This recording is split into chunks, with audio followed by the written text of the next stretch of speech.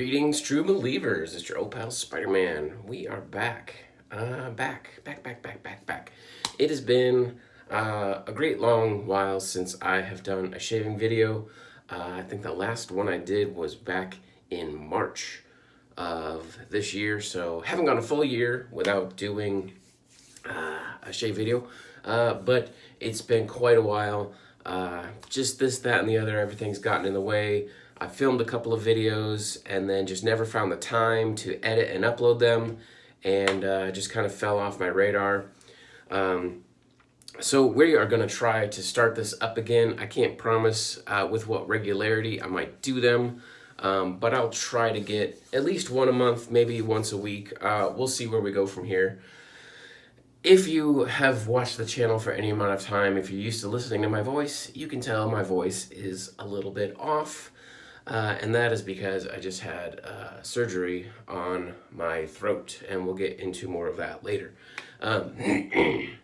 So pardon me. We're getting ready for Christmas right now, and so I'm going to use my Oz Shaving Company winter brush, and I'm going to use CBL 3 Pine soap to get started with this shave. And I'm just going to wet the brush real quick. Bring out the water, shake it out. Don't need too much water in there. And we'll start to loading. So if you've watched the channel for a while, then you might know that 3 years ago, I had thyroid cancer and had a total thyroidectomy. So they completely removed my thyroid.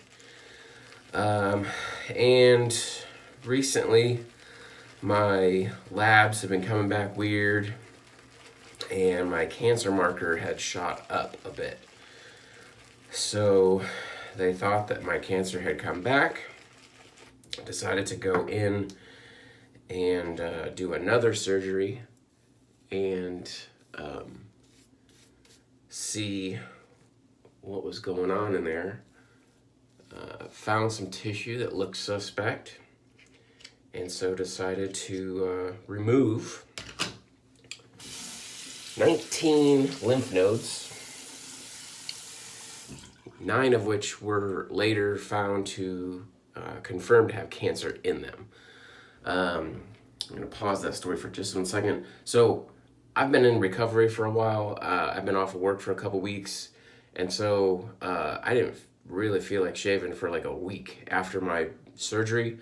And so after a week, my beard was pretty much already in. And I don't grow out a beard too often, so I just decided to see how it was going to look. So all I'm doing for my shave is a little bit of edge work and cleanup. I don't like having, when I'm growing out a beard, I don't like having anything on my neck because that gets itchy. And I don't want anything that's going to come down and interfere with my scar, which is still healing. So back to the story. So so the cancer had definitely come back, and they cleaned out what they could. I'm going to use, for the shave today, a myrgress that I acquired from Sam Woodpusher, and this was from the estate of Ed Somnos. So using the myrgress in his honor. It's a great razor. I've always wanted a myrgress. I got the Progress and liked it, but there were some issues with it, and that's what the myrgress was for, was to get rid of some of those issues and make it a much better razor, which it does. So yeah, that's kind of where we stand. They took out the lymph nodes. There was a thought for a while that maybe they had took out my parathyroids, which you should have like 4 parathyroids on the back side of your thyroid. and they can either come out with a thyroid or they can be separate. And if they come out with a thyroid, they can implant them back in. The parathyroids regulate calcium in your body, and you really only need a third of one parathyroid to do the job. And initially, when the doctor went in, she couldn't find my parathyroids and had thought maybe they had removed some or all of them. When they did the pathology on what they had taken out, ooh, I almost dropped my razor. They discovered that yes, they had removed 2 of them. And so there are 2 missing. My right side, my left side, they're gone. Right side, unsure, but my labs show that my parathyroid hormone is still up there. So they know I at least have 1 parathyroid. It's possible, because parathyroids are so tiny, that one of the other ones had gotten removed or possibly gotten removed with my thyroid initially.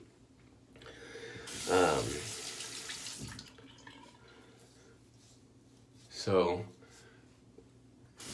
at least the hormone level is up, so it's working. So I at least have 1 functioning, which is all I need.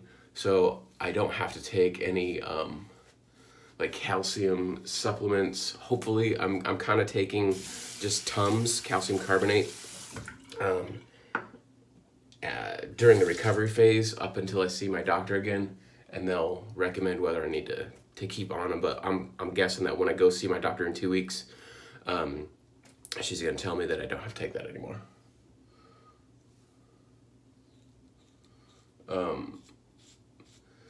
So then when I meet with her, we got to find out what the way forward is, which I'm pretty sure I'm going to have to do the radioactive iodine treatment again, which is a pain. First of all, when you do the radioactive iodine, you have to go on a low iodine diet for, I think, 2 weeks. 10 days to 2 weeks, which means you can't have anything with iodine in it, which you might think, oh, that's not too hard, but you can't have anything seafood. You can't have anything that came from the ocean. You can't have anything that has been made with seaweed or fish oil or anything like that. Also, salt. Most things that you buy that are pre-packaged have salt in them. And did the producer use iodized or non-iodized salt? And if I could get this, I'm just gonna palm lather to get this back up. I need to add a little bit more water to this. Since I'm not face lathering, I'm just going to palm lather. So anyways, so how do you know if they used iodized or non-iodized salt? And,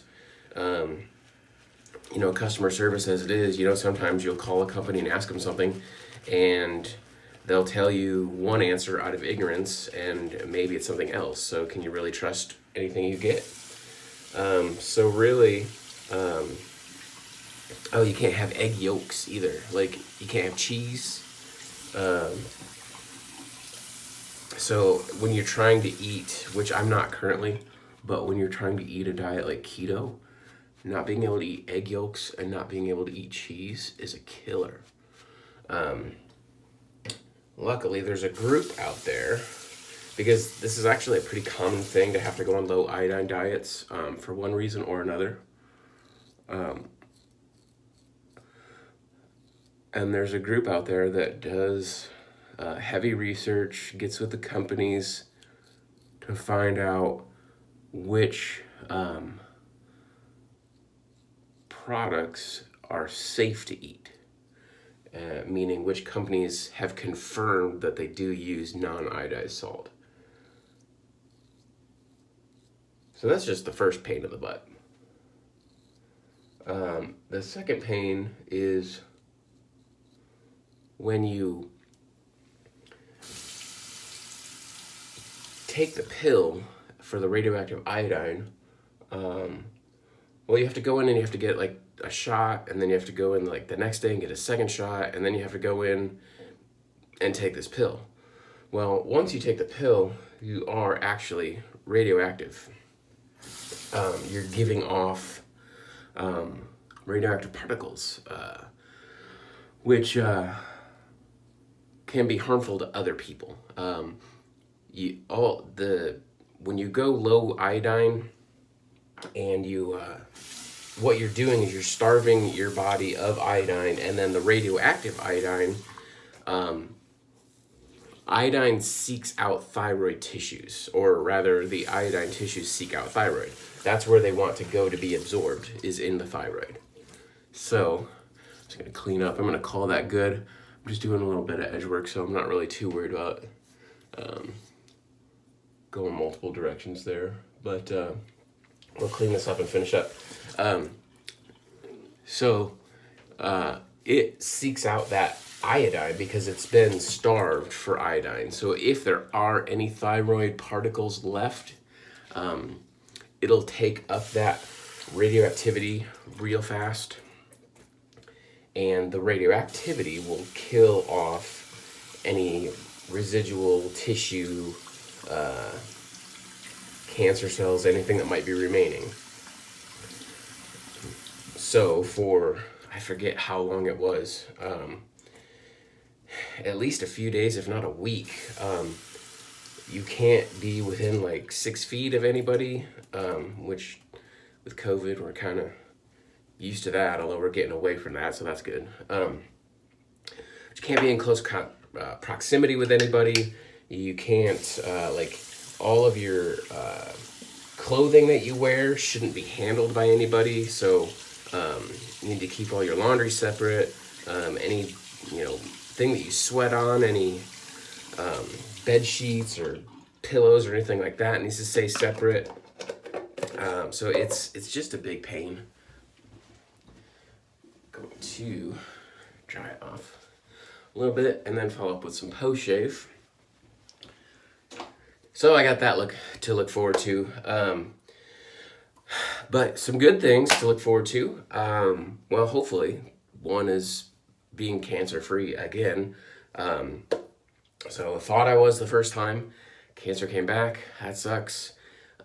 Hopefully they went in and got enough material out that that's all gone. I still got a little bit of swelling here. Still got the scar to deal with. And hopefully that all heals up quickly. I'm still getting out of breath and stuff from it. Anyways, I'm following up with some CBL patchouli post-shave oil. I really like this post-shave oil, so I'm just going to massage that in a little bit where I shaved, and then the rest of it, I'm just going to rub it into the beard because it is a pretty decent beard oil too. I really like the CBL post-shave oil. It doesn't come off as being like overly heavy and overly oily. It soaks in really good, unlike some other post-shave products that I've used.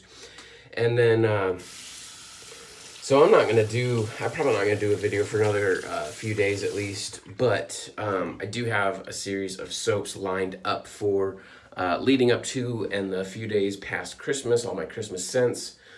So one is Sterling's Evergreen Forest, which I used Evergreen Forest bath bar in the shower this morning, and it's great. It filled the whole bathroom up with the smell of evergreens and Christmas trees. Just really great for putting you in the mood.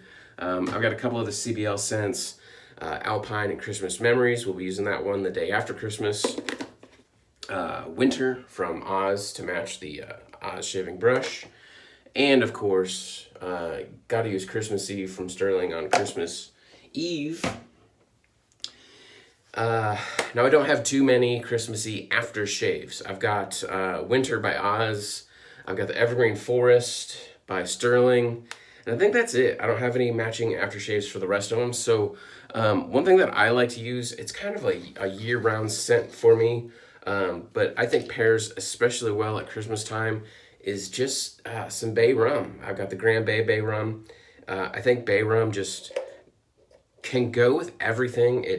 It's for any season really.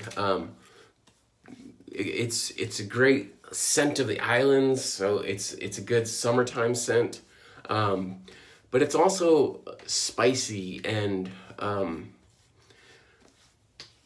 like a good warm scent for wearing in the winter. I think bay rum is like the one great scent that you can just use it year round, and it doesn't really matter. Some scents just come off as being really good summery scents, especially some of your citruses, your bright ones.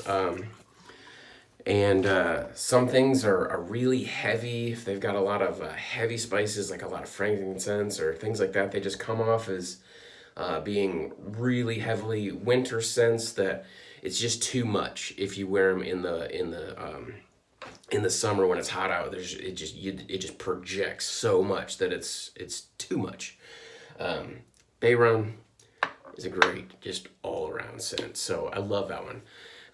Anyways, that's my shave for today. One of these days, this is gonna come off, and we'll do a shave video to make sure we can capture that all coming off.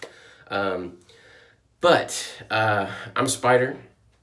And if you like these videos, if you want me to do more, if you want me to do them more often, please let me know. When I was off on break, I didn't really have too many comments, so I don't know how many people are watching these videos.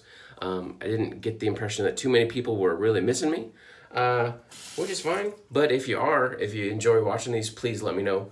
I'm Spider, and I'm into spooky stuff. Enjoy your shaves. We'll see you later. Bye.